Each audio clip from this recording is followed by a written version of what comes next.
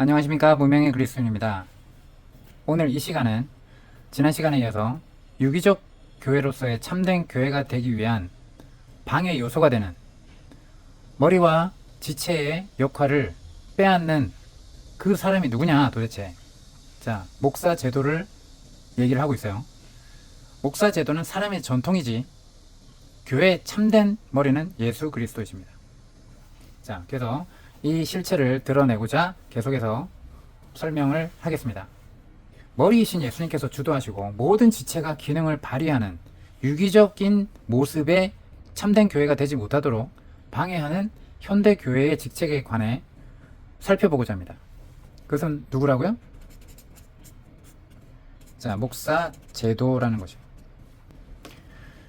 목사라는 직책이 그것이에요. 하나님께서 만드신 유기적 교회 형태로서의 참된 교회에서 주님께서 각자 이 성도들에게 머리 되시는데 그 머리와 그 머리로서의 역할과 성도로서의 지체의 역할을 빼앗는 직책이라는 거예요. 신약 성경에서 제시하는 예수 그리스도 중심의 유기적인 교회 공동체의 모습과는 달리 인간 지도자 중심의 교회로 전락시키게 하는 직책이라는 거예요. 그래서 이것이 현대 교회에 참된 교회가 되지 못하게 하는 타락 원흉입니다. 남가주에 있는 유명한 대형 교회의 세들백 교회 담임 목사 리고렌이 있었죠. 이 사람이 강조한 것이 있어요. 리더십이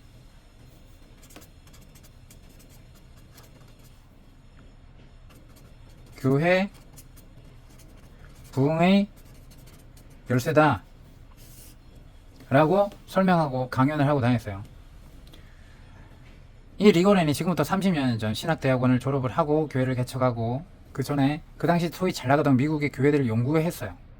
근데 그는 교회 부흥에 관한 책이란 책은 전부 탐독을 했고 미국 전역을 돌아다니면서 부흥 일로에 있는 교회들을 방문했어요. 하지만 그는 성공한 목사들이 제시하는 성공 비결들이 있을 거 아니에요. 근데 그걸 다 들어보는데 서로 상반됨을 발견하게 되었어요.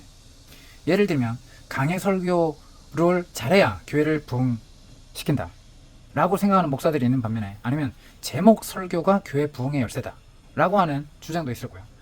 오로지 성령 사역을 통해서 교회가 부흥된다 등등의 많은 성공 비결들이 상반이 되는 거예요. 일치하지 않는 거예요. 그래서 릭 워렌은 목사들이 저마다의 부흥의 열쇠라고 주장하는 것들이 너무나도 판이한 것에 잠깐 헷갈렸지만 곧 그들 모두에게 있는 공통점 한 가지를 발견했다는 거예요. 그것이 리더십이라고 주장합니다. 리더십이 있는 목사는 어떤 방법을 사용해도 교회를 부흥시킬 수 있다는 것이 그의 주장이었어요. 흔히 자신이 설교로 교회를 부흥시켰다든지 성령운동으로 부흥시켰다든지 또는 새벽 기도로 우리는 교회가 부흥이 되었다든지 아니면 주일학교 시스템으로 제자훈련으로 셀그룹으로 구역조직으로 등등 목사들이 교회 부흥의 열쇠라고 주장을 하지만 그 방법을 다른 사람들이 사용하면 그만큼 결과가 신통하지 않은데 그 이유는 바로 이들의 리더십에 있다. 리더십이 성공의 비결이다 라고 얘기를 합니다. 그럼 이건 뭐예요? 요 바로 전에 말했던 것처럼 인간의 비즈니스 모델화라는 것입니다. 날이 갈수록 교회 밖의 이 세상에서나 교회 안에서나 리더십에 대한 연구가 그 어느 때보다 활발하고 다양한 지도자의 모델이 제시되곤 했죠. 물론 교회는 성경에서 지도자의 모델을 찾을 수 있어요. 구약 성경에 등장하는 모세, 그리고 여호수아, 다윗, 느헤미야 등 탁월했던 지도자들이 오늘날의 교회에도 요구된다. 그 이름들이 자주 오르내려요. 하지만 이런 탁월한 지도자들은 교회의 지도자가 따라갈 모델일까요? 아니면 예수 그리스도를 나타내는 모형으로서 비춰진 인물입니까? 이걸 잘 알아야 돼요. 근데 우리는 다른 걸 찾고 있다는 거죠. 교회를 부흥시키기 위해서 그러한 인물들이 필요하다. 그 인물들이 그 부흥하게 한 목사들이다. 이렇게 얘기를 하는 거예요. 우린 예수님께서 다음과 같이 말씀하신 것을 마음에 깊이 새길 필요가 있습니다. 마태복음 23장 10절에 뭐라고 하셨나요? 지도자라 칭함받지 말라.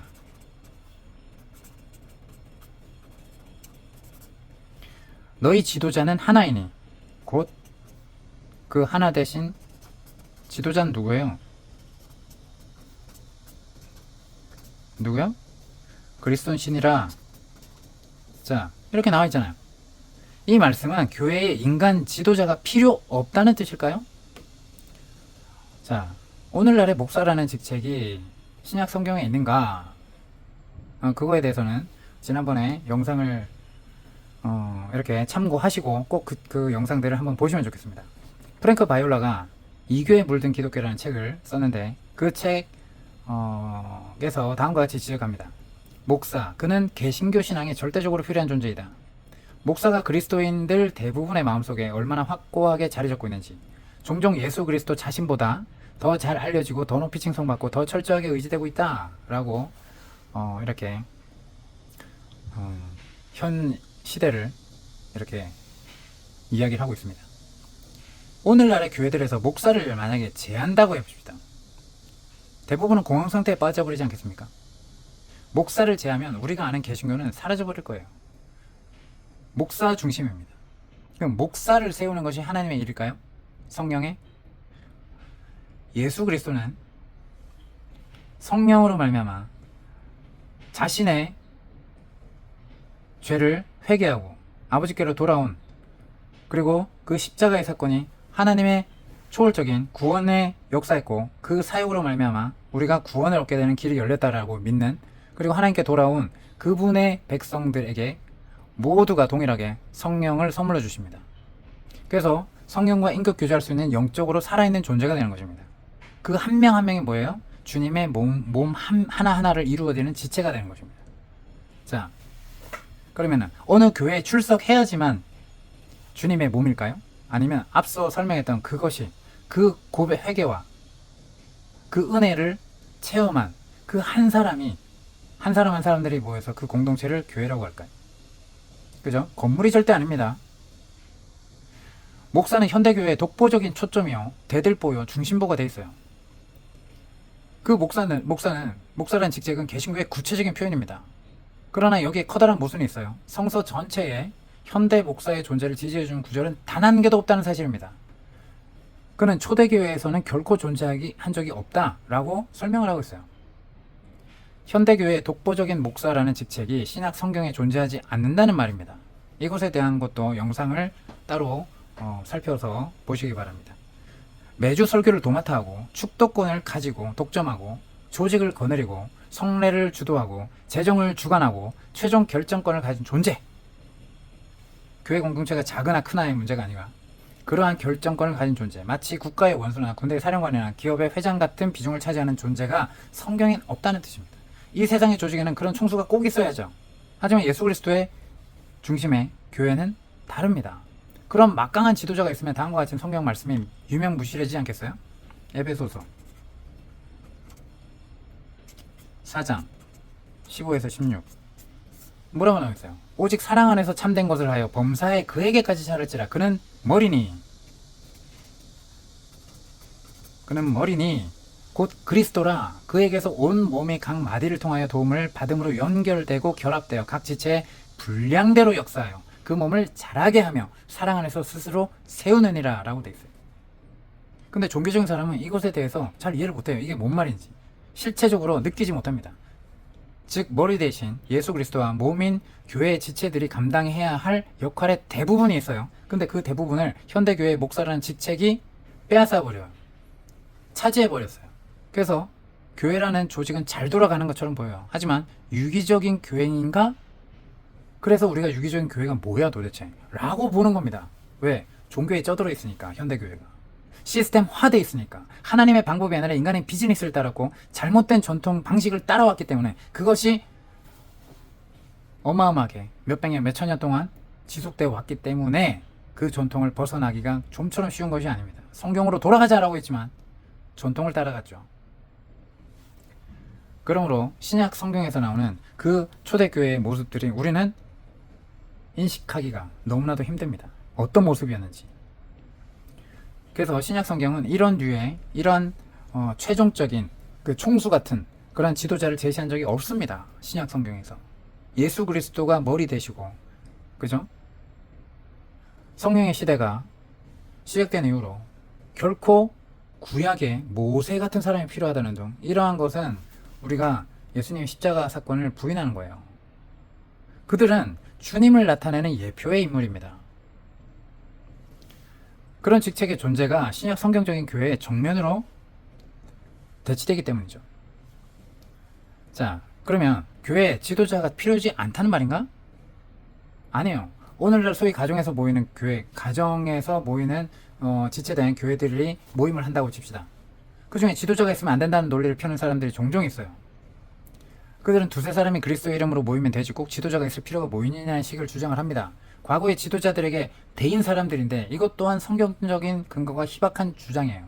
신약 성경적인 교회는 교회를 바로 알고 경험한 주님의 몸된 일꾼들, 그 사역을 도와줘야 세워질 수 있는데 그들이 그것을 알지 못하기 때문에 착각하고 있는 거예요. 그리스도의 몸인 교회가 유기적으로 역할을 수행할 수 있게 돕는 지도자로서 먼저 된 자가 있다는 것입니다. 그렇게 성령께서 그래서 오중직임이 있다는 것이죠.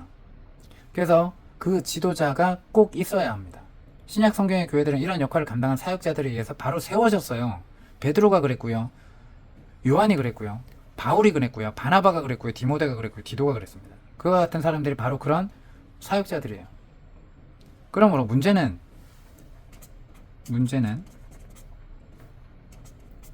지도자의 존재가 아니라 지도자의 역할이라는 거예요.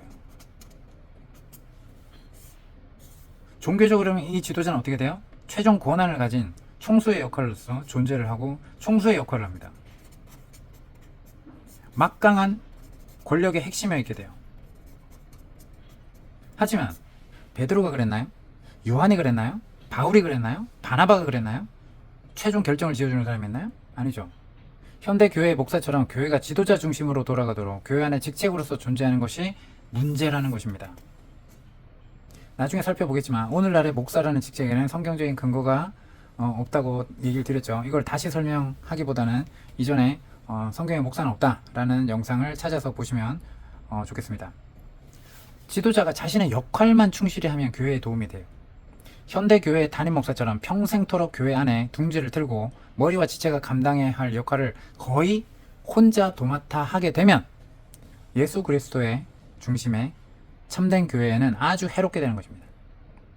지도자가 자신의 역할을 충실히 하면 앞서 얘기했던 에베소서 4장 15에서 16 말씀처럼 글자 그대로 실현이 될 겁니다. 그래서 이 말씀 바로 앞에 다음과 같은 말씀이 있는 거예요. 4장 11절에서 14절 그가 어떤 사람은 사도로 어떤 사람은 선지자로 어떤 사람은 복음 전하는 자로 어떤 사람은 목사와 교사로 삼으셨으니 라고 해요. 하지만 이거 오역이라 그랬어요. 목사가 아닙니다. 목자예요. 목자와 목사는 분명히 다릅니다. 자, 헬라어 원어를 보면 분명히 알 수 있습니다. 그래서 교사로 삼으셨으니 이는 성도를 온전하게 하여 봉사의 일을 하게 하며 그리스도의 몸을 세우려 하심이라. 몸으로 지체들이 그 하나님을 예수 그리스도로 말미암아 갓 믿게 된 사람들도 있을 것이고 이 사람들이 성장해 나갈 수 있도록 그리고 이러한 역할을 할 수 있도록 자라나가게 한다는 거예요. 우리가 다 하나님의 아들을 믿는 것과 아는 일에 하나가 되어 온전한 사람을 이루어 그리스도의 장성한 분량이 충만한 데까지 이르리니 라고 나와 있어요. 이는 우리가 이제부터 어린아이가 되지 아니하며 사람의 속임수와 간사한 유혹에 빠져 온갖 교훈의 풍조에 밀려 요동하지 않게 하려 함이라. 자, 근데 우리는 이러한 지체로서 만약 초신자가 왔어요. 그럼 이러한 역할을 할 수 있도록 세우는 자들이 아니라 하나님이 부어주시는 은사대로 이 사람은 사도의 영성이 있구나. 어떤 사람은 복음 전하자는 영성이 있구나. 이걸 나타낸단 말입니다. 이 열매가 나타나요. 성령으로 말이에요. 이 교회 공동체 안에서. 근데 어떻게 돼요? 다 없애고 뭐만 만들었죠? 목사라는 직책만 신학교를 해서 나타납니다. 그래서 나머지는 없다. 뭐 복음 전하는 자하고 교사는 있을 수 있지만 오늘날의 그 초대교회 외에는 사도와 선지자 역할은 없다라고 못 박아버리죠. 누구예요? 신학자에 의해서. 그럼 그렇게 다 알게 되면 만약에 이게 성령이 이 사역을 하게 하신다. 성령이 이제는 그렇게 역사 안 하신다. 정말 책임질 수 있습니까? 하나님 앞에 가서 그 말을 책임질 수 있냐는 얘기예요. 사도, 선지자, 복음 전하는 자, 목자, 교사 같은 사역자들, 성도들로 하여금, 그죠? 사역. 자, 이거는 봉사라는 번역은 오해를 불러일으킬 수 있는데, 사역을 하게 해서 그 성도들이 교회를 세우는 것임을 이 말씀이 밝히고 있는 거예요. 여기서 성도들의 사역이라고 할 때, 자, 부모 앞에 나갈 때 같은 자녀예요. 근데 첫째 아들이 있습니다. 해갖고 12번째 아들이 있어요. 동일해요. 다 동일해요. 부모 앞에는 다 동일해요. 그죠? 계급이 아니죠. 선착순이 아니에요. 자, 동일하지만 얘는 이제 초등학생 갓 입학해갖고 덧셈 뺄셈을 하고 있어. 근데 이제 뭐 한 20살 차이 난다고 생각해봅시다. 이제 대학을 다녀요. 자, 부모를 대신해서 부모를 이 아들보다 더 많이 부딪히면서 부모가 어떤지 알겠죠. 부모가 가진 철학이나 가치관이나 이념이나 어떤 삶을 사는지 다 알아요. 그죠? 근데 이 첫째 아들이 이 동생을 보살필 수 있어요, 없어요? 보살피죠. 그래갖고 부모에게 부모가 받는 사랑이 무엇인지, 부모님이 우리에게 은혜를 베풀어 주신 게 무엇인지, 그리고 이 말썽꾸러기가 부모한테 함부로 할 때 첫째 아들이 대신해서, 야, 부모님이 너를 어떻게 낳았는데 너는 왜 그런 나쁜 행동을 하고 다녀? 은혜도 모르는 거사 라고 혼낼 수 있어요. 그죠? 자, 그런 역할로서 성도들이 이 서로 도와주고 한다는 거예요. 먼저 된 자들이. 그래서 이러한 사역으로서 한다는 것은 형제로서, 그죠? 모두가 왕같은 제사장으로서의 그 역할을 지키면서, 자, 계급화가 절대 될 수 없습니다. 오늘날에 우리가 인식하는 기독교 기득권 세력들, 그리고 종교 지도자들이라 하는 사람들은 이러한 이해로 교회 공동체를 절대로 삼지 않죠. 내가 하나님께 선택받은 자요.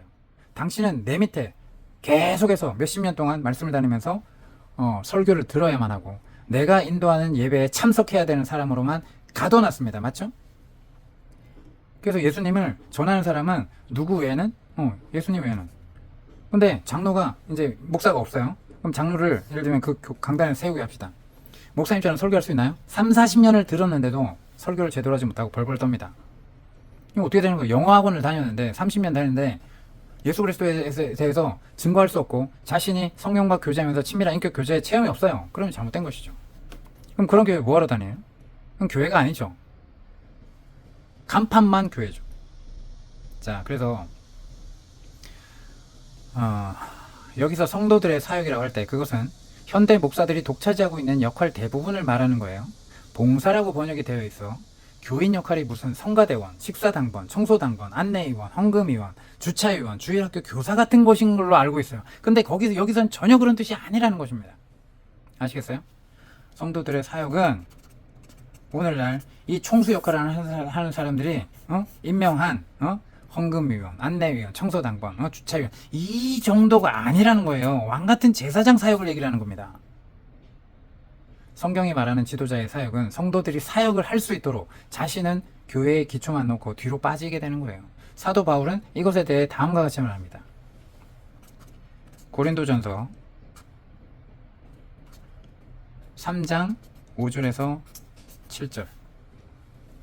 그런즉 아볼로는 무엇이며 바울은 무엇이냐? 그들은 주께서 각각 주신 대로 너희로 하여금 믿게 한 사역자들이니라. 나는 심었고 아볼로는 물을 주었을 때 오직 하나님께서 자라나게 하셨으니 그런즉 심는 이나 물 주는 이는 아무것도 아니로되 오직 자라게 하시는 이는 하나님 뿐이니라 라고 얘기합니다. 사도 바울을 우리는 대단하게 여기지만 사도 바울은 뭐라고 얘기해요? 우리는 아무것도 아니다. 바울은 교회를 밭에서 자라는 식물에 비유해서 사역자의 역할을 분명하게 밝히고 있는 거예요. 심고 물 주는 것, 즉 사역자들은 주께서 각각 주신 대로 은사를 받은 대로 교회에 기초 작업을 하는 사람들이고 이들이 나중에 자라나서 또 이런 역할로, 자, 이 중에 계속 아들이 생긴다고 해요. 그러면 이 아들이 이렇게 도움을 얻었던 것처럼 밑에 동생도 이렇게 챙길 수 있는 사람이 되어서 부모와 올바른 관계로 자라나가고 부모의 은혜를 누리는 그러한 것을 도움 주는 사람이 될 수 있다는 거죠. 그래서 우리가 아는 바와 같이 바울은 사도의 은사를 가졌고 아볼로는 교사의 은사를 가졌는데 고린도 교회는 그런 은사가 아주 대단한 것인 줄로 착각하고 그것에 집중했다가 교회 안에 시기와 분쟁이 끊이지 않았었어요. 그런 고린도 교회에 바울이 이와 같은 말씀으로 찬물을 확 깼는 거예요. 심는 이나 물 주는 이, 즉 바울 자신과 아볼로는 아무것도 아니고 우리를 사용하셨던 우리 뒤에 있는 하나님이 하신 것이지 우리는 순종했을 뿐이지, 우리는 통로일 뿐이지, 우리는 하나님의 손과 발일 뿐이지, 뒤에는 정작 주인 대신 하나님이 하신 것입니다 라고 얘기하는 거예요. 자, 이 말은 뭐예요? 마치 이제 그 인형을 이렇게 손 인형 있죠. 그 손 모양을 이렇게 하면 뭐 이렇게 뭐라 그러지? 그 말을 이렇게 하는 그 인형이 돼서 이제 인형극 할 때 손이 움직이고 실제로는 사람이 움직이잖아요. 근데 보여지는 건 인형이야. 그죠? 그와 같은 역할로서 설명을 합니다. 그러므로 사역자란 교회의 기초를 놓고 뒤로 이제 빠지는 사람들이에요. 사도든 선지자든 복음 전하는 자든 목자와 교사든 기초 작업을 하고 나서 뒤로 물러났다가 필요하면, 손길이 필요하면 다시 교회 공동체들을 도와주고 또 뒤로 물러나는, 이렇게 하는 것이 사역자들의 표준 역할임을 신약 성경에서는 보여주고 있단 말입니다. 근데 이와는 대조적으로 오늘날 목사라는 직책은 씨를 뿌리고 물도 주고 거름 주고 비료 주고 농약 뿌리고 가지치기 하고 자라게도 하고 열매까지 맺도록 하는 대부분을 도맡아 하는 거예요. 집으로 말하면 기초 놓고 기둥 세우고 벽돌 쌓고 대들보 놓고 지붕 안장까지 도맡아 하는 셈이에요. 그렇지 않다고요? 현대 교회의 목사라는 직책과 진짜 하나님의 이런 사도 바울을 쓰셨듯이 섬기는 그러한 자들이 과연 공존할 수 있을까요? 비난받아서 아마 내쫓길 겁니다. 이런 주장을 한다 그러면. 그죠? 자, 그래서 우리는 사도 바울이 하나님과 중매를 맺게 함이로라 라고 해서 신부, 본인도 하나님 앞에 신부겠죠. 하지만 신부가 또 다른 신부로서의 지체를 소개하는 거예요. 너희도 신부라 라면서 신부를 단장하게 하는 거예요. 하나님 앞에 나아갈 수 있도록. 그러면서 신부로서 제대로 단장될 수 있도록 도와주는 역할이고, 이가 결국엔 누구의 지체라는 거예요? 하나님의 자녀요. 주님의 신부라는 거예요. 자, 만약 결혼을 했어. 결혼 전까지 중매할 때는 남자에 대해서 소개할 수 있어요. 하나님에 대해서 막 얘기할 수 있어. 근데 하나님에 대해서 체험한 거 얘기할 수 있어. 근데 이는 정작 하나님을 만난 적이 없어. 그럼 신부인가요? 아니죠. 중매를 했어. 근데 결혼을 하고 나서 침소로 들었어요. 신랑 신부 방에 딱 들어갔어. 근데 그 중간에 딱 앉아가지고 신랑과 신부한테 여전히 하면서, 야, 신랑한테 할 말 없어? 야, 신부한테 할 말 없어? 이렇게 서로 하고 있는 모습과 똑같이 하는 거예요. 자, 그래서 목사 제도는 참된 교회가 되지 못하도록, 유기체적인 형태가 되지 못하도록, 그렇게 교회 공동체가 네트워크 되지 못하도록 뭐를 하고 있어요? 종교적으로 총수 역할을 해서 지도자와 지체, 머리와 지체의 방해가 되는 그러한 존재를 하고 있다는 것입니다. 그래서 이 역할을 빼앗는 사람이 도대체 누구냐? 목사 제도가 되는 거죠. 이것은 잘못된 전통에서 비롯된 것임을 우리가 앞선 영상들을 통해서 분명히 알 수 있습니다. 그래서 제가 다시 한번 강조하지만, 유기적 교회의 방해의 요소, 머리와 지체의 역할을 빼앗는 사람, 누구다? 목사 제도는 사람의 만든 심각한 전통 열매이고, 교회의 머리는 오직 예수 그리스도이십니다. 그래서 우리가 이 부분에 대해서 잘 생각을 해야 될 것 같습니다. 다음 영상 계속해서 이 주제로 더 설명할 것이 많으니까요. 다음 영상을 기대해 주시기 바랍니다. 이상입니다.